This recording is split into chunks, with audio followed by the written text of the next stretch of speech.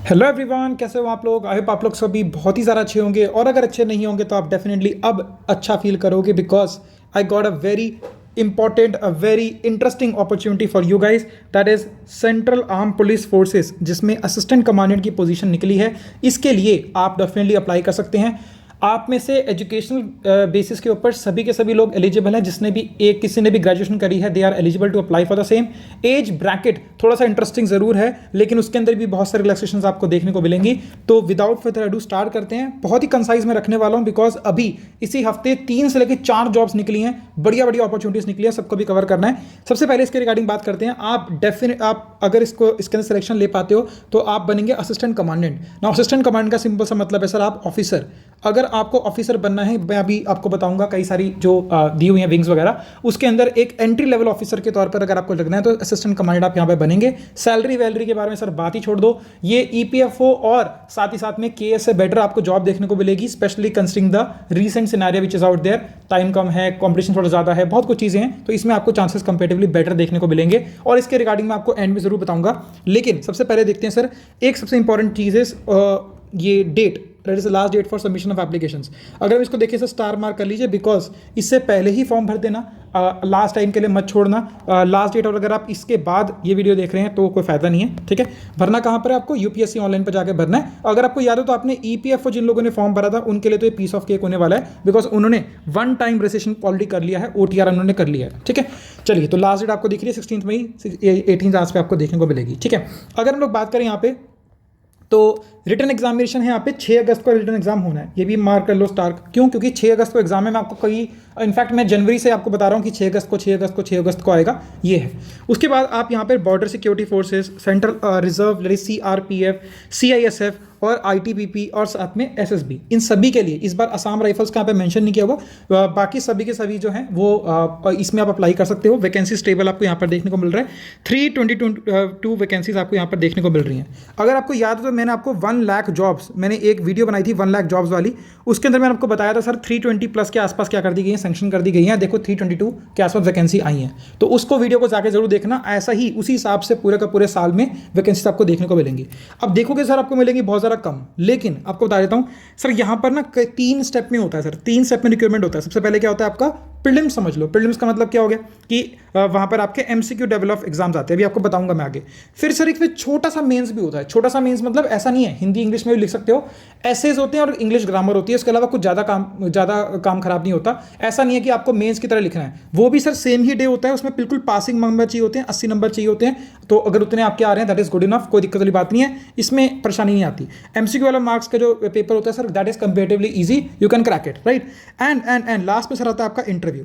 जब 3 stage process होता है और प्लस ये डिफेंस की बात हो रही है, ऑफिसर एंट्री की बात हो रही है, तो यहाँ पर ना बहुत सारे लोग छट जाते हैं, ठीक है। बहुत सारे लोग यहाँ पर क्या होते हैं, सीव आउट हो जाते हैं। तो सर यहाँ पर कंपटीशन इतना ज़्यादा खतरनाक नहीं रहने वाला जितना आपको बता रहा हूँ मैं, ठीक है।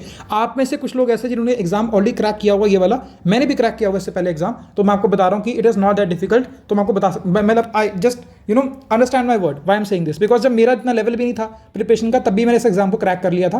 आज से 2 साल पहले की बात है, तो आप लोग डेफिनेटली कर सकते हो। ये हैं सर आपके सेंटर्स जो मैंने आपको मार्क कर रखे हैं। आपको मेजर सेंटर्स हर जगह देखने को मिल जाएंगे, नॉट अ बिग डील। आगे बढ़ते हैं सर, सबसे पहले एलिजिबिलिटी कंडीशन देखो यहाँ पर क्या लिखा हुआ है। ये थोड़ा सा ट्रिकी वाला पार्ट है सर। आपकी एज 25 साल से ज़्यादा नहीं होनी चाहिए, ये बहुत इंपॉर्टेंट पॉइंट है। 25 ईयर से आपकी ज़्यादा नहीं होनी चाहिए। और यहाँ पर क्या दिया हुआ है, आपका एज ब्रैकेट भी यहाँ पर दे दिया गया है अच्छे से, वो भी यहाँ पर देख ही सकते हैं कि 2 अगस्त 1998 से आप पहले पैदा नहीं होने चाहिए। और उसके बाद ये वाले आपका this is the last deadline.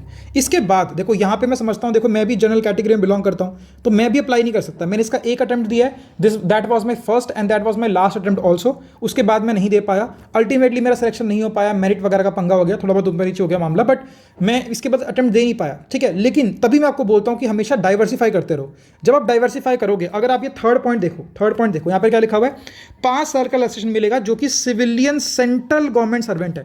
मतलब अगर आप किसी स्टेट में काम कर रहे हैं तो आपको नहीं मिलेगा, लेकिन अगर आप सेंट्रल गवर्नमेंट की किसी भी जॉब के अंदर, सिविलियन यहाँ पे लिखा भी हुआ है क्लियरली, आपको आर्मी होना जरूरी नहीं है, लेकिन अगर आप सिविलियन कोई भी जॉब आप कर रहे हैं, चाहे वो क्लरिकल लेवल की ही हो, तो आपको यहाँ पे 5 साल का रिलैक्सेशन मिलता है। और डेफिनेटली अगर आप यहाँ पे SC ST या फिर OBC से, SC और ST से बिलोंग करते हैं तो 5 साल का रिलैक्सेशन ऑलरेडी मिल गया। यानी कि SC ST जो भी 30 ईयर्स तक एज है वो अप्लाई कर सकते हैं। और यहाँ पर जो है इनकी 27 ईयर्स ऑफ एज तक अप्लाई कर सकते हैं, सॉरी 28 ईयर्स तक अप्लाई कर सकते हैं, बिकॉज यहाँ पे 3 साल का रिलैक्सेशन मिलता है ओबीसीज को, ठीक है। This is the case with it. साथ ही साथ यहाँ पर सर आपके एक्स सर्विसमैन जो हैं सर कैटेगरी के लोग सर वो भी अप्लाई कर सकते हैं। यहाँ पे ना आगे अच्छे से मेंशन किया हुआ है इसके रिगार्डिंग, ये देखो यहाँ पे मेंशन किया हुआ है, ये पूरा अगर जो भी एक्स सर्विसमैन से बिलोंग करता है वो यहाँ पर इस चीज़ को पढ़ सकता है इजीली, ठीक है। आराम से पढ़ लीजिएगा ऑफिशियल नोटिफिकेशन को, ठीक है। Then minimum educational qualification sir आपके पास बैचलर डिग्री होनी चाहिए। अब यहाँ पर कोई ना रेगुलर या कोई वो नहीं लिखा है, अगर आपने रेगुलर फैशन से की हो तो भी ठीक है, डिस्टेंस से करी हो तो भी ठीक है, चलता है। बस यहाँ पर क्या है कि ये जो एजुकेशनल इंस्टीट्यूशंस आपके होने चाहिए वो इस्टेब्लिश होने चाहिए अंडर एक्ट ऑफ पार्लियामेंट। मतलब क्या है सर, झोल झाल वाली यूनिवर्सिटी से ना हो कि आप ये अब खुद की यूनिवर्सिटी बना दो, वो नहीं होना चाहिए, ठीक है। It's like that. Then sir आगे बढ़ते हैं सर, अगर आपके पास एनसीसी का सर्टिफिकेट है then it's a bonus for you, because आपको इंटरव्यू में इससे काफी एक्स्ट्रा मार्क्स आपको देखने को मिल जाएंगे, ठीक है। That is out there. अगर आप अपीयरिंग कैंडिडेट हैं, अगर आप अभी अपीयर कर रहे हैं, लाइक यू आर अपीयरिंग, मतलब अभी आप फाइनल ईयर में हो, तो भी आप अप्लाई कर सकते हो। बस रिजल्ट आ जाना चाहिए जब तक आपका इंटरव्यू या फाइनल सिलेक्शन होगी, उससे पहले। फीस के बारे में सर बात करें सर, आपको मैंने पहले ही बताया सब नेशनल लेवल के जो एग्जाम्स होते हैं वहाँ पे फीस बहुत ही ज़्यादा कम होती है। ये सर आपके यूपीएससी की तो सर ट्रेडिशनल फीस है, दैट इज 200 रुपीज़। और इसमें भी सर आपके अगर फीमेल हैं, एससी और एसटीज हैं, तो आपको डेफिनेटली कोई पैसा नहीं देना। मोटे तौर पर अगर आपको बताऊं तो यहाँ पर ओबीसी कैटेगरी के जो भी लोग हैं सर उनको भी पैसा देना पड़ेगा। उन्हें रिलैक्सेशन जरूर मिल रही है लेकिन पैसा देना पड़ेगा। और साथ ही साथ में जो मेल्स हैं सर, मेल्स सर इनको तो आपको पैसा देना ही पड़ेगा, कोई दिक्कत वाली बात नहीं है। हाँ, ओबीसी के जो फीमेल्स हैं सर उनको पैसा देने की कोई जरूरत नहीं है, ठीक है। 200 रुपये की बात है यार, इतनी कोई बड़ी बात नहीं है, ठीक है। देन सर आगे देखते हैं, तो मैंने बताई दी आपको। Now let's come to the little main point which is selection procedure. Selection के बारे में अगर बात करें सर, आप यहाँ पर आपको मैंने बताया ना 3 स्टेप्स के अंदर आपका मेजर एग्जाम होता है। सबसे पहले क्या होता है सर, आपका written exam. So this is the written exam, यहाँ पर आपको देखने को मिलेगा। रिटन एग्जाम में सर 6 अगस्त को रिटन एग्जाम होगा आपका। और इसमें सर आपकी 2 शिफ्ट होंगी, पेपर की क्या होंगी, 2 शिफ्ट होंगी। सबसे पहली शिफ्ट जो होगी सर वो होगी 10 बजे से लेकर 12 बजे, यानी कि पेपर नंबर 1, ठीक है। पेपर नंबर 1 के अंदर सर क्या रहेगा, इसका नाम है sir general ability and intelligence, 250 marks का। परेशान होने की बिल्कुल भी जरूरत नहीं है, यहाँ पे लिखा हुआ है, यहाँ पे जनरल सॉरी एक सेकंड रुकना, हाँ जी। तो बेसिकली यहाँ पर क्या है सर, आपका जनरल एबिलिटी एंड इंटेलिजेंस, ये आपको यहाँ पर देखने को मिलेगा। 250 मार्क्स का आपका पेपर आएगा। इसके अंदर सर क्या है कि ऑब्जेक्टिव टाइप क्वेश्चन है, जनरल एबिलिटी एंड इंटेलिजेंस आपको पता ही है, इसके रिगार्डिंग बात यहाँ पर हो रही है। और यहाँ पे इंग्लिश और हिंदी दोनों के अंदर आपको पेपर देखने को मिल जाएंगे। देन सर पेपर 2 आपको देखने को मिल रहा है general studies, essay and comprehension. अच्छा सॉरी इसमें एक चीज बताना भूल गया आपको मैं, यहाँ पे घबराना मत, यहाँ पे जनरल एबिलिटी एंड इंटेलिजेंस लिखा हुआ है, ठीक है। अभी मैं आपको सिलेबस दिखाऊंगा ना, चलो नीचे देख लो एक बार, सिलेबस आपको पता लग जाएगा साथ साथ में। ये देखो, general mental ability, general science, current events, Indian polity, history, geography and world geography, ऐसे करके यहाँ पे सिलेबस लिखा हुआ है, ठीक है। मेरे यहाँ पर कहने का मतलब क्या है कि यहाँ पर ना जनरल मेंटल एबिलिटी लिख तो दिया है, बट एक्चुअल में ना यहाँ पर आपको ब्रेकडाउन बताऊँ तो सिर्फ 25 क्वेश्चन आते हैं, जिसमें आपका मैथ्स एंड रीजनिंग दोनों होता है। तो मैथ्स एंड रीजनिंग दोनों को मिलाकर आपके कितने बन रहे हैं क्वेश्चन, 25 क्वेश्चन आपके बन रहे हैं। समझ में आ गई बात।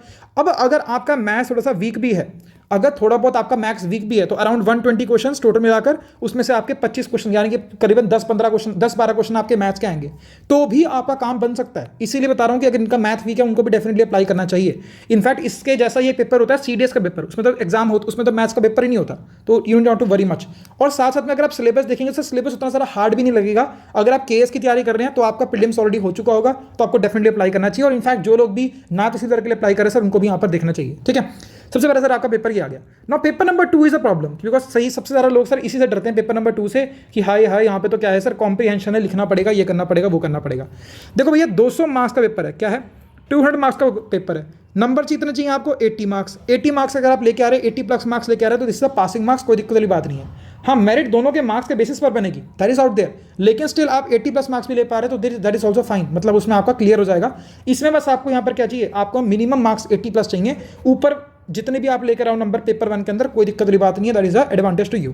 अब इसके अंदर सर होता क्या है, ऐसे कंप्लीट होते हैं सर, 2-3 ऐसे आएंगे सर यहाँ पर आपको लिखने के लिए। ऐसे भी सर बहुत जनरलाइज होते हैं, जो भी मार्केट में चल रहा है। सर फॉर एग्जांपल मेरे टाइम पे क्वेश्चन आया था, उस टाइम पे पूछा गया था, एक टॉपिक था जिसके ऊपर बोला गया था कि इंडिया के आसपास के जो नेबर्स हैं, या इंडिया के आसपास के जो नेबर्स हैं सर, यहाँ पर क्या हो रहा है, काफ़ी सारा हॉस्टिलिटी बन रही है। तो इंडिया के ऊपर इनकी सिक्योरिटी फोर्सेस का, इंडिया की सिक्योरिटी के ऊपर आसपास के जो नेबर्स हैं सर, उसका क्या इंपैक्ट पड़ता है। अब बहुत आसान वाला मामला, इतना ज़रा खतरनाक नहीं था। आप इंडिया का मैप बनाओ, वहाँ पे बताओ सर यहाँ पर क्या है, अलकायदा वगैरह, यहाँ पर कुछ टेररिस्ट वगैरह चल रहे हैं। अफगानिस्तान के अंदर उस टाइम पे इशू चल रहा था, प्लस साथ साथ बांग्लादेश के अंदर भी कुछ ना कुछ परेशानियाँ थी। नेपाल के अंदर क्या थी, इंस्टेबिलिटी थी, बिकॉज चाइना क्या कर रहा था यहाँ पर, आपका मतलब इंटरफेरेंस कर रहा था। श्रीलंका के अंदर सर वैसी लंका लगी पड़ी थी, आपको आपको पता है Sri Lankan crisis and things are going on. Maldives के अंदर भी क्या है कि एक जो चाइना का है सर, वो डेट ट्रैप की पॉलिसी का पार्ट था, है ना। एक क्या कहते हैं आपकी एक रिंग बनाई जा रही थी यहाँ पे, क्या बोलते हैं उसको, मैं थोड़ी भूल गया, मुझे नाम भी याद नहीं आ रहा। तो पॉइंट है सर, यहाँ पर एक क्या कर रहा था, इंडिया आइसोलेट, इंडिया क्या करना चाह रहा था, इनसर्कल करना चाह रहा था एक इंडिया को, चाइना इनसर्कल करना चाह रहा था बाकी इस थ्योरी से। म्यांमार के अंदर अपनी अलग प्रॉब्लम आ रखी थी। तो इस तरह से आपको लिखना है बस पॉइंट, बहुत ज़्यादा खतरनाक वाले पॉइंट्स लिखने की जरूरत नहीं है, ये बहुत इतना डिफिकल्ट नहीं है। इनफैक्ट मैंने एक साल ना छोड़ दिया था सर, ये मेरा बहुत बड़ा रिग्रेट है कि मैंने ना एक साल, जब मैं 24 साल का था तो सर मैंने छोड़ दिया था, मैंने एक अटेम्प्ट छोड़ दिया था बिकॉज मुझे इंग्लिश का डर था। I was prepared well for paper number 1, but paper number 2 का मुझे डर था, और जब जाके दिया पेपर तो कुछ भी नहीं था, और अल्टीमेटली पेपर क्लियर भी हुआ, लेकिन प्रॉब्लम क्या आई, मेरिट में नंबर नहीं आ पाए बिकॉज तैयारी उस लेवल की नहीं थी। समझ रहे मेरी बात? तो ये गड़बड़ मत करना, बहुत बहुत अच्छी अपॉर्चुनिटी है। साथ में सर क्या है, प्रेसी राइटिंग सर बहुत ही ज़्यादा आसान होता है। एक आपको पूरा पैराग्राफ आपको लिख के देंगे, उस पैराग्राफ के अंदर क्या करना है सर, वहाँ पे पूरा पैराग्राफ यहाँ पे लिखा होगा।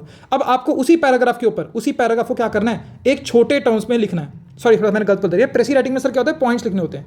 वैसे सर यहाँ पर क्या है, कॉम्प्रिहेंशन वाला जो टॉपिक आएगा सर, उसके अंदर क्या रहता है कि आपको एक पैराग्राफ है उसे समराइज करके लिखना है छोटे वर्ड्स के अंदर। Not a very very difficult task. अगर उस पेपर को आप ना खाली छोड़ के ना हो, कुछ भी लिख के आ जाओ, मतलब लाइक जो भी टॉपिक लिखा हुआ है उसमें लिख के आ जाओ, और साथ में ग्रामर के कुछ क्वेश्चन आते हैं, वो भी आपके 20 नंबर तो वहीं से बन जाते हैं। तो इतना डिफिकल्ट वाला मामला नहीं है, मैं आपको जनरली बताऊँ तो, ठीक है। देन सर यहाँ पर इसके बाद सर आपका होगा फिजिकल स्टैंडर्ड एफिशिएंसी टेस्ट, यानी कि सर आपका पीएसटी का एग्जाम होगा। Sir not a very difficult task. 100 metre race 16 second के अंदर क्लियर करनी है, और फीमेल्स के लिए 18 सेकंड के अंदर। 800 मीटर जेम सर 800 मीटर रेस है सर, उससे ऊपर भी नहीं है, ठीक है। और यहाँ पर भी 3.5 मतलब 3:45 यहाँ पर दिए हुए हैं, ठीक है। Then long jump shot put is also there which is very much doable, कोई दिक्कत वाली बात नहीं है, सबके सब लोग फिट हो आप लोग, ठीक है। जेके पीएसआई की वैसे भी तैयारी करी है।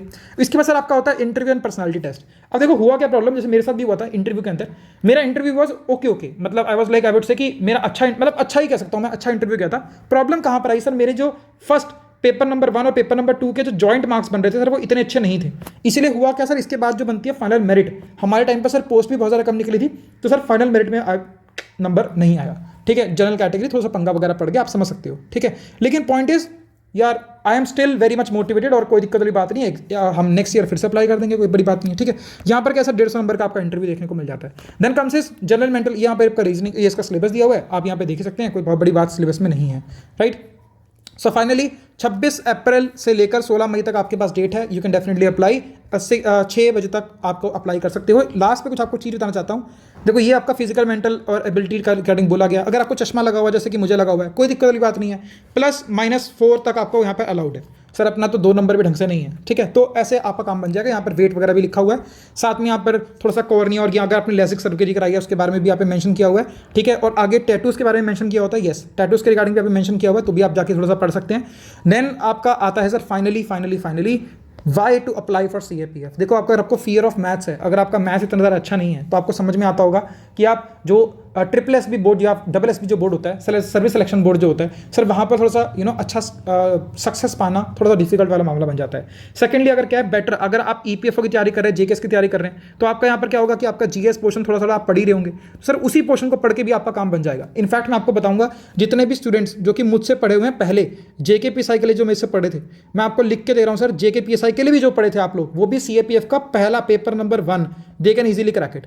पेपर नंबर 1 तो आप आराम से क्रैक कर लोगे, पेपर नंबर 2 को थोड़ा सा ज़्यादा पढ़ना पड़ेगा, और वो मैं पढ़ा भी रहा हूँ, कोई दिक्कत वाली बात नहीं है, उसको भी आपको कवर डेफिनेटली कराया जाएगा, ठीक है। देन कम्स इज, अच्छा एक चीज़ और बताता हूँ आपको मैं, अगर आपको सेलेक्ट चाहिए हो तो मुझे संपर्क करना है यार, जिनको भी जो भी इसमें अप्लाई करेंगे मुझे बताना ज़रूर। एक बुक भी आती है, ठीक है, जो प्रीवियस ईयर SS की बुक आती है, बहुत ज़्यादा सस्ती सी बुक है, 200 रुपये के आसपास की आपको बुक मिल जाएगी। और अगर नहीं भी ले पाते तो मुझे बताना ज़रूर, उसके लिए कुछ ना कुछ जुगाड़ ज़रूर किया जाएगा, I will also find it. तो वो मैं आपको प्रोवाइड कर दूंगा सर। उसमें ना एक इसके लिए CAPF के लिए जो वहाँ पर बेसिक एसेज होते हैं, ग्रामर जो होती है सर, वहाँ पर आप उससे डेफिनेटली कवर कर सकते हो। कोई बहुत बड़ी बुक नहीं है, मुश्किल से 300 पेज होंगे उस बुक के अंदर, वो भी वेरी मच डुएबल, ठीक है। देन डायरेक्टली सर ऑफिसर बनने का मौका मिल रहा है सर, इससे बेस्ट क्या होगा, यंग टाइम में ऑफिसर बन जाओगे, बहुत बड़ी बात है सर। सिविल लाइफ सर, बहुत सारे लोग सोचते हैं कि डिफेंस में चले गए तो मतलब मामला खत्म हो गया, नहीं, सिविल लाइफ भी आपको मिलेगी। इनफैक्ट अगर आप CISF वाली जॉब सिक्योर कर पाते हो, जो कि मेरी फर्स्ट प्रेफरेंस थी, CISF के अंदर अगर आप ट्राई करना चाहते हो सर, CISF के अंदर सर आप हमेशा क्या रहोगे, पार्लियामेंट के आसपास कहीं ना कहीं रहोगे, यानी कि दिल्ली के अंदर आपकी पोस्टिंग रहेगी, या फिर आपका जो स्टेट है सर, जहां पर आप स्टेट है, अगर वहां पे आपको मिलती है पोस्टिंग, तो उस स्टेट के जो भी सेक्रेटेरिएट है सर, उसके आसपास कहीं ना कहीं रहोगे, आपको कहीं और जाने की जरूरत है ही नहीं। समझ रहे मेरी बात? इतनी बढ़िया जिंदगी है, मजा आ जाता है, मतलब मौजी जिंदगी है। And sir best part is, अगर आपको लग रहा हो कि टाइम कम है या कुछ भी सिनेरियो है, तो आपका ये सर बेस बना देगा। Sir base is very very important for upcoming exams like CDS का सर पैटर्न ही पूरा का पूरा सेम है। मैथ्स वाला हटा दो, पेपर नंबर 2 हटा दो। अभी इसके बाद सितंबर में आपका सीडीएस होने वाला है, तो अभी नोटिफिकेशन निकलेगी, अगले 1-2 महीने में नोटिफिकेशन निकल जाएगी। JKS for the next time आपको डेफिनेटली हेल्प करेगा। यूपीएससी के कुछ और एग्जाम्स लाइक ईपीएफओ है, ये सब भी एग्जाम में हेल्प करेगा। अभी एक आईबी का एग्जाम भी आएगा, सर उसके अंदर भी आपको हेल्प करेगा डेफिनेटली। एसीआईओ का एग्जाम भी इस साल देखने को मिलेगा। नायब तहसीलदार सर इसका भी लेवल हाई होने वाला है, ग्रुप बी का एग्जाम होता है, इसमें भी आपकी हेल्प करेगा। तो definitely I would highly recommend you to apply for this particular exam. Fees भी बहुत ज़्यादा कम है। Consider it as a mock test, consider it as an experience only if you really wanted to study well for the rest of the upcoming days out there. Thank you so much for watching this particular video. अगर आपको अच्छा लगे तो definitely subscribe कर लेना channel को, because मैं जैसा कि आपको मैंने बताया अभी इसी हफ्ते से 3-4 नोटिफिकेशन बहुत बढ़िया बढ़िया आई हैं, तो अभी मैं उन सबको भी कवर करने वाला हूँ, तो आपको डेफिनेटली उसके बारे में न्यूज़ मिल जाएगी। See you the very next time. Take care, हमेशा की तरह जय हिंद।